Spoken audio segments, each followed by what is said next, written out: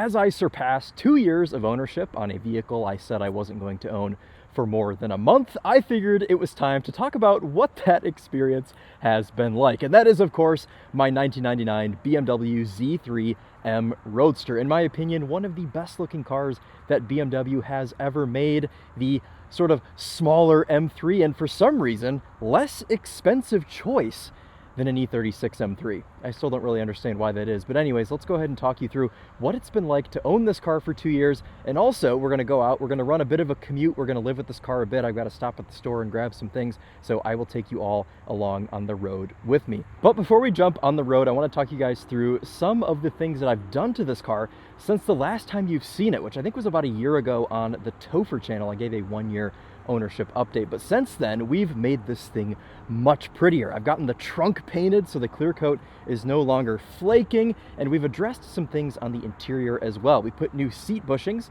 so the seats don't move about as you are coming into heavy braking or strong accelerations. Your seating position does not change. It no longer has a dynamic seating position, as the TheTopher likes to joke about. Additionally, another E36 thing that I have fixed is the glove box. It is no longer falling off of the car, so that is good. The interior is now, for the most part, in one piece, which I never thought I would see the day where this car was nice and tight and together and very satisfactory for me.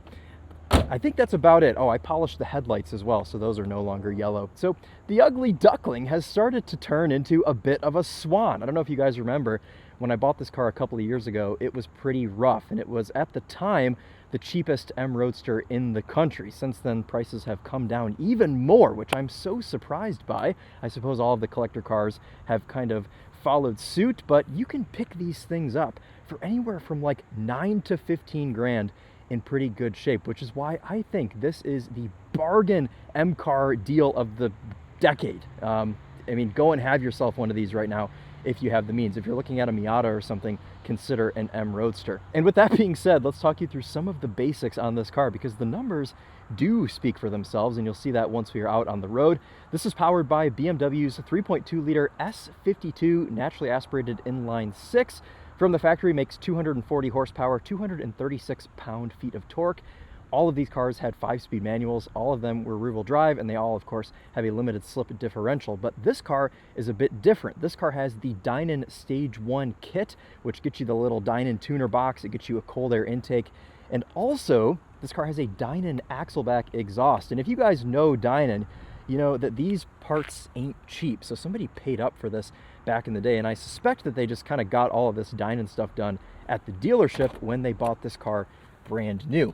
So with the Dynon modifications, the Stage 1 tune and the intake should bump this thing up 20 horsepower, and with the addition of the exhaust, it's probably close to like 30 horsepower on top of the factory numbers. So I see this thing sitting somewhere around 270 horsepower and 260 pound-feet of torque. So let's open this up. We'll show you that S52. This is, of course, the same engine. Wow, I need to clean this.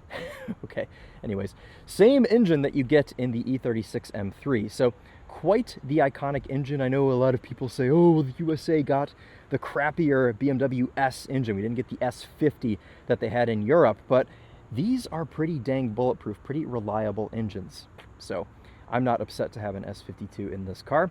Of course, this thing's painted in the iconic Estoril Blue. That was a non-negotiable factor for having an M Roadster. You gotta have it in Estoril Blue, or Imola Red, or Dakar Yellow.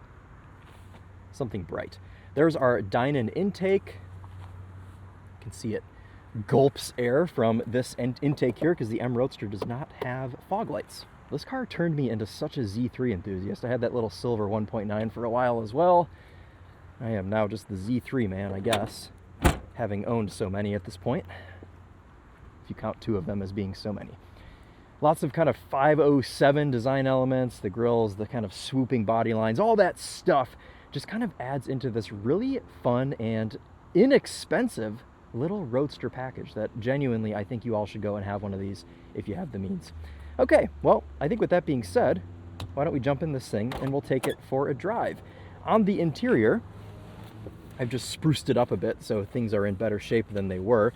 We've got this tack-on carbon fiber. We have this little armrest thing that should be attached but no longer is. Garage door opener, glove box that is still attached, the BMW business radio, shout out Redline Raphael, with our little tape cassette adapter installed. Of course, I listen to my music even though only 2 of the speakers work, but we'll gloss over that for the time being. But the radio is not what this car is about. This car is about the driving experience, pure driving pleasure, and the golden era of BMW. So let's stick the key in the ignition and fire this thing up.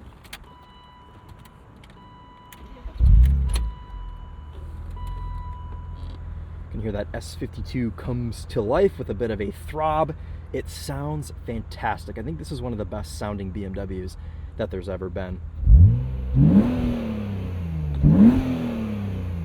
A very hearty, strong engine note. Absolutely love it. Through those Dynon pipes. Sounds fantastic. This is one of those cases of, I was offered this car, it was so cheap I couldn't pass it up, and I thought, oh, it'll just be, I'll have it for a couple of months and then I'll flip it for like $3,000 more than I paid. Well, here I am 2 years later because I've enjoyed owning it so much. So let's take this thing out on the road and go for a drive. I've got the earmuffs for when we reach speeds that are too high for the audio to handle, but we'll do a little loop, we'll jump on the highway, we'll hit the store, and we'll end downtown like we normally do.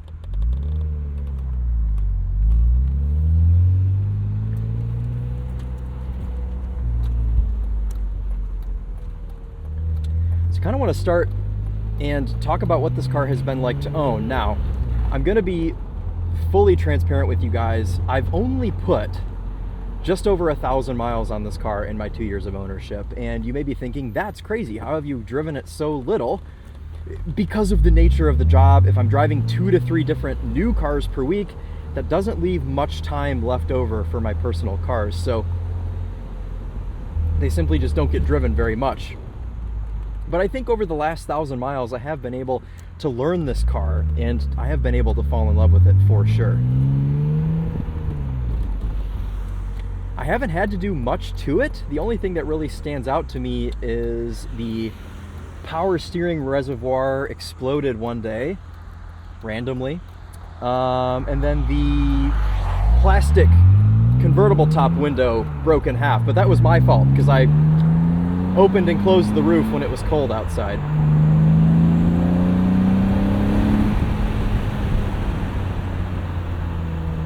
Sorry, I will shut up for a second so you guys can hear this straight 6.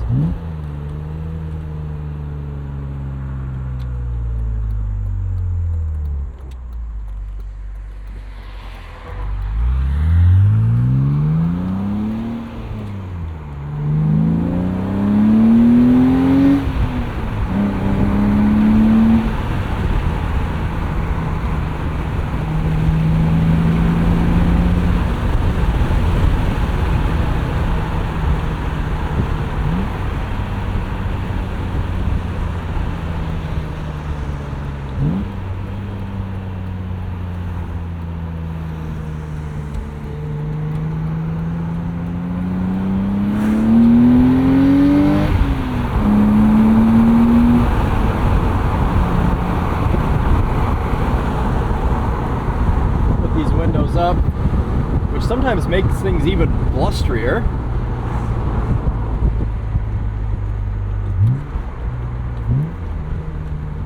Also, forgive me for some of these shifts likely being a bit sloppy. This shifter, well, like the rest of the car, has 106,000 miles on it and has not held up super well. I suspect the previous owner of this car was some sort of bodybuilder or somebody whose arms didn't fit between these seats, and he was just kind of slamming the car into gear every time he shifted, because the shifter's a bit vague. Sometimes going from 2 to 3, you end up in 5th. So I'm being a bit careful with this. I'm not shifting it super fast because I don't want to money shift my M Roadster. That would not be ideal.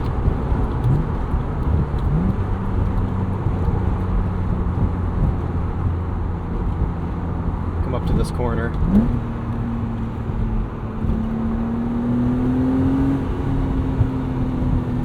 Really don't even have to lift.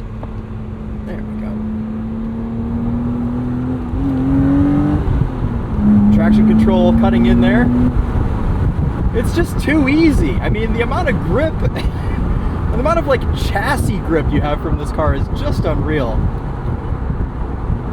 It's just a wee little thing. It's so fun to drive. The steering is so communicative. Let's do that one more time. Why not?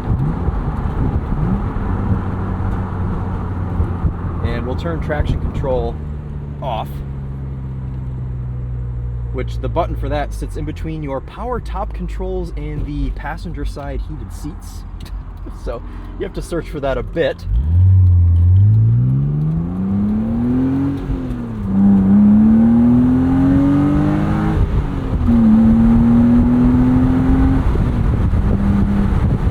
Not to mention, it is properly quick. That's my buddy Kiefer in the SVT Contour up there. Hello, Kiefer.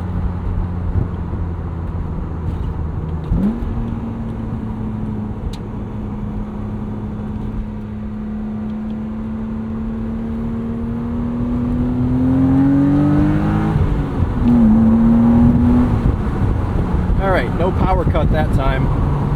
Ah, yes, machine. Turn our traction back on. All right, we are going to equip the earmuffs, so stand by for a second. Okay, you guys are muffed now, so there should be less wind buffeting. Also got to drop the windows, because I feel like that helps too.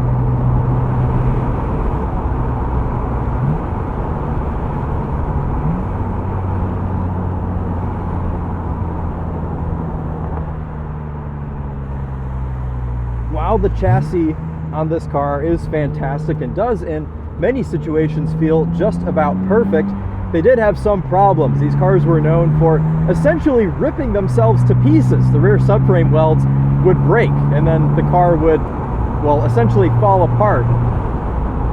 Luckily, the subframe welds in this car have been redone, so I don't have to worry about it breaking in half. Otherwise though, obviously, this era of BMWs, they're plagued with cooling system issues. And then the interior falls apart, generally. I did have those issues with this car. But otherwise, I sound like such a BMW owner. Well, it has this problem, and this problem. But apart from that, it's extremely reliable.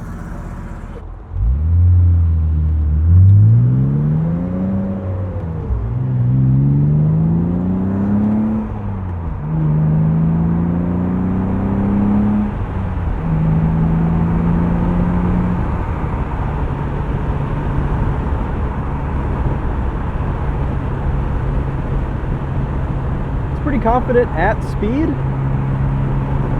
My colleague Charlie from Daily Motor actually drove this car back from Illinois when I bought it, and he took a detour through Mexico. It's actually on the way between Illinois and Michigan, and he was able to reach this part of the speedometer. So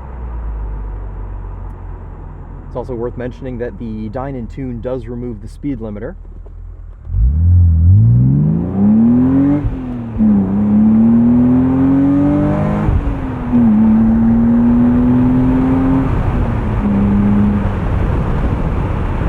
Really quick.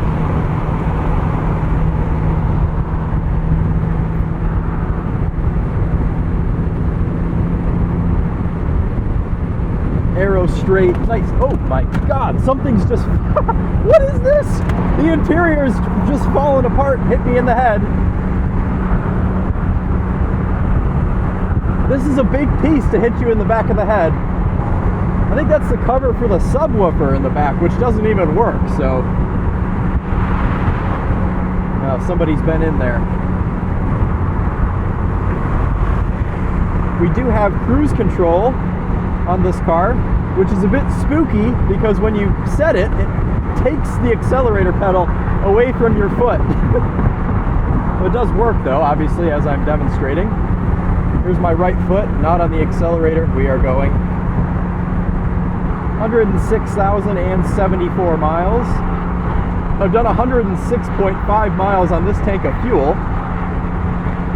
and it's used just over a quarter of a tank. So I'd like to think you could do about 350 miles on a tank of fuel. That's with some spirited driving worked in as well.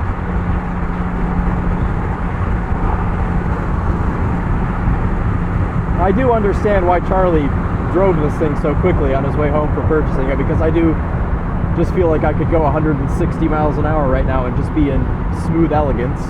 Okay, let's talk about some TOPHER Drives essentials here. How comfy is this thing? Well, this is my own car, so I'm a bit partial to it, but I'm still going to be brutally honest. The seats are extremely hard. These are the only seat choice you could have in the M Roadster. You could pick them to be bi-colored to match the exterior of your car, but the actual seat design, they were all the same, and they are very hard, which means after about 25 to 30 minutes sitting in them, you want to get out.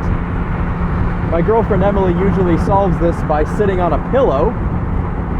Unfortunately, I can't do that because then my head would be over the windscreen and I'd be getting bugs on my forehead. So I just have to suck it up and kind of let the rest of the car make up for it. Elbow comfiness, also not good. I don't know if you guys can hear that. Passenger driver's side door panel, very stiff. And, well, your right arm doesn't really have anywhere to go. I suppose you could rest it on this bit, but it's a little bit far to the right, so never really works out properly. Seating position, though, is fantastic. You sit really nice and low down. You can see the beautiful long bonnet stretching out into the horizon in front of you.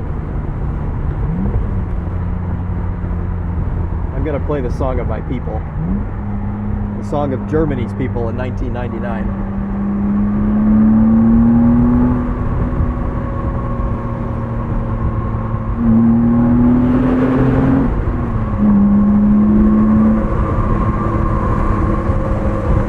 This was something really new to me because all of the convertibles I owned and all of the, I guess, so-called sports cars I owned before this weren't very quick. I mean, I had a Miata and it had half the power of this and it was the same size, so having that sensation of almost 300 horsepower in this car, fantastic.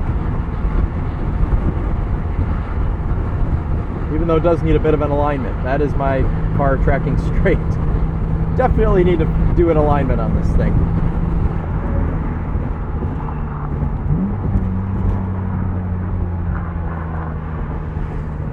I love going and driving old cars like this.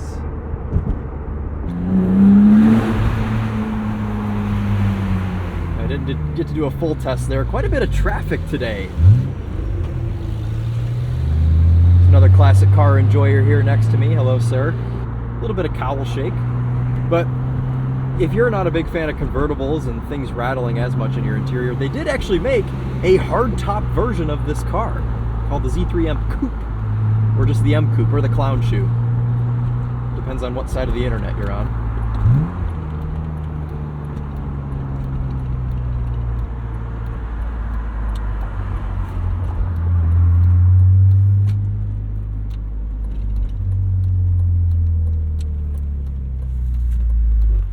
Okay. We're gonna back ourselves into this parking spot here. That makes a good sound.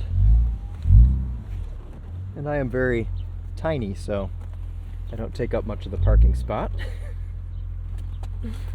Parking brake, which does work. And okay, let's show you how to put the top up in this thing. We have a power top on this car, which is terrifying for a 25-year-old car, but this one has been fine so far. The way to do it is you have to have the door shut and you have to have your foot on the brake, and then you push this button and it rises from the back, and then you have to catch it because it flops down. You've got these two mechanical levers that will then go into place, oh, like so. Put your windows up. Oh, that window's already up. Forgot about that. Auto up windows, which is nice. And that is it. Let's address the piece of the interior that fell off on that drive.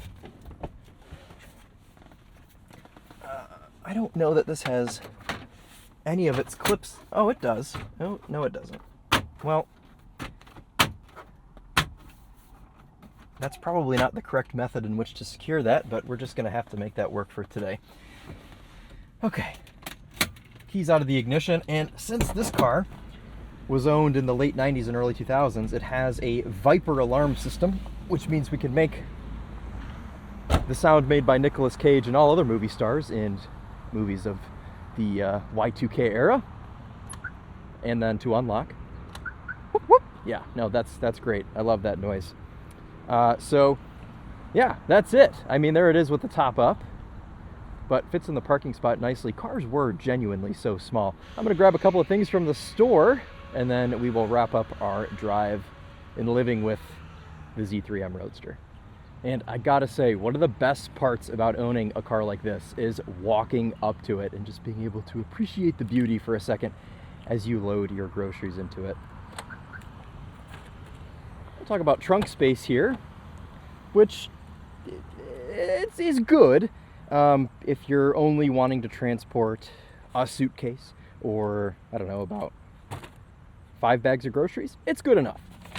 So I can put my little, very tiny little baby Whole Foods haul in here, and while I've got plenty of room for other stuff, you may even be able to fit some golf clubs in here if you utilize that area of the trunk behind the taillight. We'll get this shut here. We will jump back on the road, and well, we've got a couple of things to talk about, but let's go ahead and get in the car, fire it up.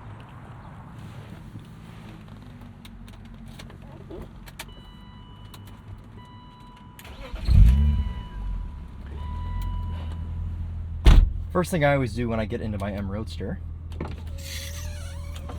is panic that the windows have stopped working, but then after that, I put the roof down, which is as simple as undoing those latches and just kind of repeating the process we did earlier, except now with the roof down button, and that will take that from you and fold it back in place.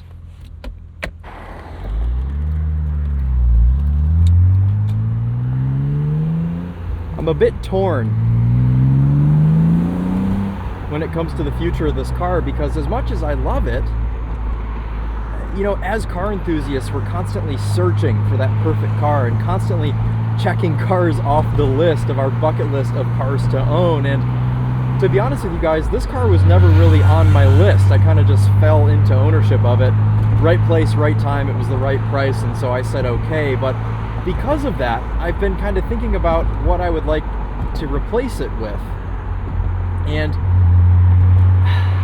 obviously, I want to keep them all. I'm a total car hoarder. I have 6 cars right now, all of which kind of represent different eras of my life. And the problem is, if I keep a car long enough, I get sentimentally attached to it. And I don't really want that to happen with this car. So that's why I'm kind of tossing around the idea of selling it sooner than later. But my question for you guys, or my 2 questions are, should I sell it to begin with? And if so, what should replace it? Because I have grown accustomed to having a convertible at this point. It's a nice excuse for Emily and I to spend time together, you know, to go out on a little sunset convertible evening drive and just enjoy the weather and the wind through our hair and everything. So I like it for that. I like what it kind of represents in my relationship, but also just selfishly, I really like driving this car as well. So if I were to replace it with something, I would definitely want it to be a convertible, and I would probably want to just kind of loop the cash from this car into whatever else I get. And I think this car is worth somewhere in the ballpark of $14,000 in today's market, considering all of the recent service history, you know, brand new clutch, brand new tires, reinforced subframe, spruced up interior, the dine-in parts, all of that stuff. The exterior definitely isn't the cleanest in the world, but I think mechanically is where you kind of have the value with this particular M Roadster. So, I mean, I could maybe cough up a couple more grand, and somewhere between like $15,000 and $20,000. So obviously I've weighed like a 987.1 Boxster. Also, this is going to sound absolutely sacrilegious, but I wouldn't mind having an automatic so Emily could enjoy driving the car as well. I think having like a 987 Boxster with a Tiptronic, or if it was a .2 with a PDK, it would be a nice car for both of us to enjoy. You know, she could take it to work some days and do the thing.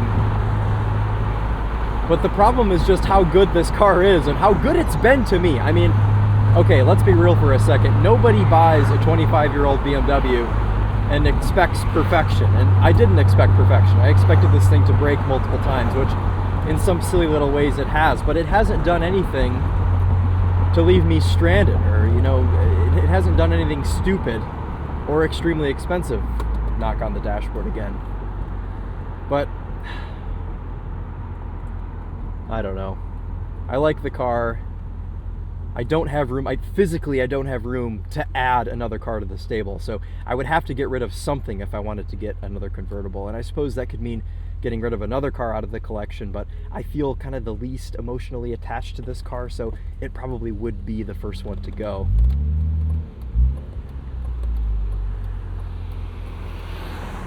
But it's been a really fun experience owning this, genuinely.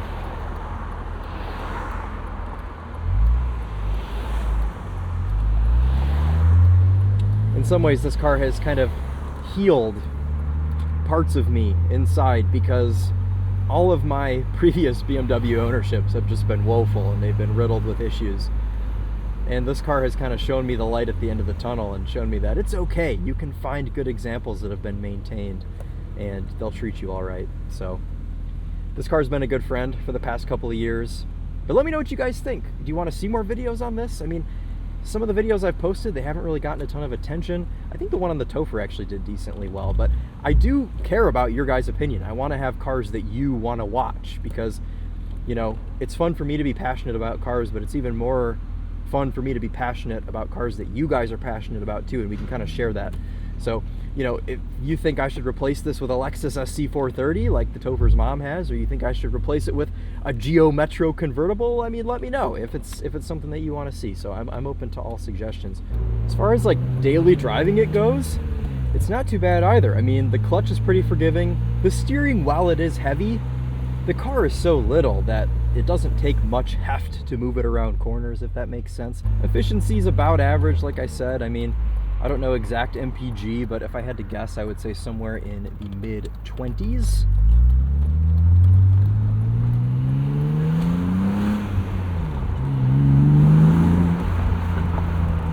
Ride quality, obviously you're not going to have anything riding like a Cadillac Brougham or a Lincoln Town Car, but I mean, as far as roadsters go, genuinely, the ride in this car, it's firm, but it's very forgiving. I mean, it's not crashy at all over bumps.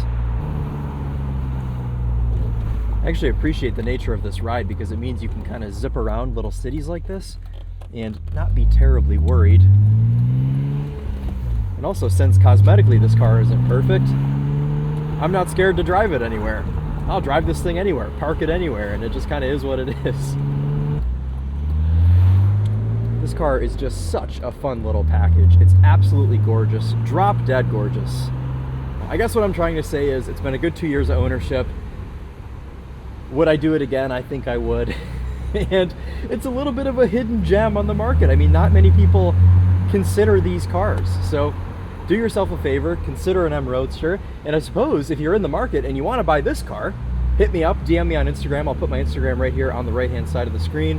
And follow me, hit me up, because if anything, I would certainly love to pass this car on to a subscriber. So that's pretty much it. That's been my 2 years of experience here with this 99 BMW Z3 M Roadster. Any questions you guys have about this car or the ownership experience or anything, leave them in the comments.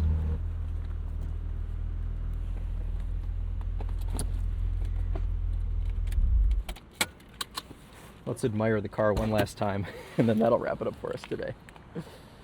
I think it looks so much better with the top down.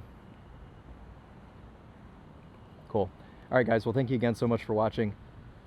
We'll see you next time. Should I keep this thing? Should I sell it? What should I replace it with? Let me know. Take care.